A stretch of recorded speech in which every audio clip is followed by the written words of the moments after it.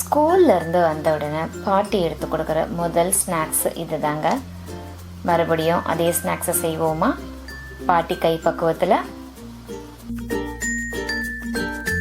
Hi friends, நான் உங்கள் நளினி. இன்னைக்கு நம்ம கிச்சனில் வெறும் 2 பொருள் போதும் உடலுக்கு சக்தியும் எலும்புக்கு பலமும் தரக்கூடிய பாரம்பரிய எள்ளு உருண்டை எப்படி செய்யறதுன்னு பார்க்கலாமா?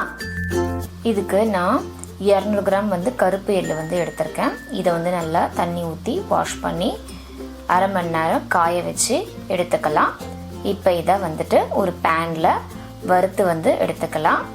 நல்லா பொரிஞ்சதுக்கு அப்புறமா பார்த்தீங்கன்னாக்கா இதை ஒரு பவுலில் சேர்த்துக்கலாம்.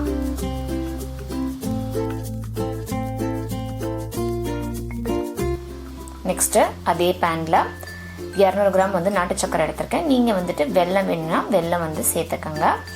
மூழ்கிற அளவுக்கு தண்ணி சேர்த்து நல்லா கொதிக்கிற பதம் வரும்பொழுது வறுத்த எள்ளை இதில் நம்ம சேர்த்துக்கலாம். இப்போ இதை நல்லா மிக்ஸ் பண்ணிக்கலாம். 1 ஸ்பூன் பார்த்தீங்கன்னாக்கா ஏலக்காய் பொடி சேர்த்துக்கிறேன். 2 டேபிள் ஸ்பூன் பார்த்தீங்கன்னாக்கா பொட்டுக்கடலை சேர்த்து கிளறிக்கலாம். எனக்கு பொட்டுக்கடலை ரொம்ப பிடிக்கும். நான் பொட்டுக்கடலை சேர்த்துருக்கேன். உங்களுக்கு வேர்க்கடலை பிடிக்கும்னா வேர்க்கடலை கூட நீங்கள் சேர்த்துக்கலாம். நெக்ஸ்ட்டு 1 டேபிள் ஸ்பூன் பார்த்தீங்கன்னாக்கா நெய் சேர்த்து கொஞ்சம் கொஞ்சமாக இதை உருண்டை பிடிக்க ஆரம்பிக்கலாம். ஃபஸ்ட்டு பிடிக்கிறதுக்கு பார்த்தீங்கன்னாக்கா உங்களுக்கு லேஸாக இருக்கிற மாதிரி தான் இருக்கும். டைம் எடுக்க பார்த்தீங்கன்னாக்கா நல்லா இறுக ஆரம்பிச்சிடும் ஃப்ரெண்ட்ஸ். அவ்வளோதான் ஃப்ரெண்ட்ஸ், ரெடி ஆயிடுச்சு.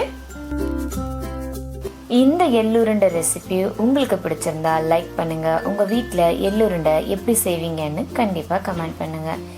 இன்னும் நிறைய பாரம்பரிய ரெசிபிகளுக்கு நம்ம சேனலை சப்ஸ்கிரைப் பண்ண மறக்காதீங்க. உங்களுக்கு வேர்க்கடலை சேர்த்த எள்ளுருண்டை பிடிக்குமா இல்ல பொட்டுக்கடலை சேர்த்த எள்ளுருண்டை பிடிக்குமான்னு கமெண்ட் பண்ணுங்க. தேங்க்ஸ் ஃபார் வாட்சிங். பாய்.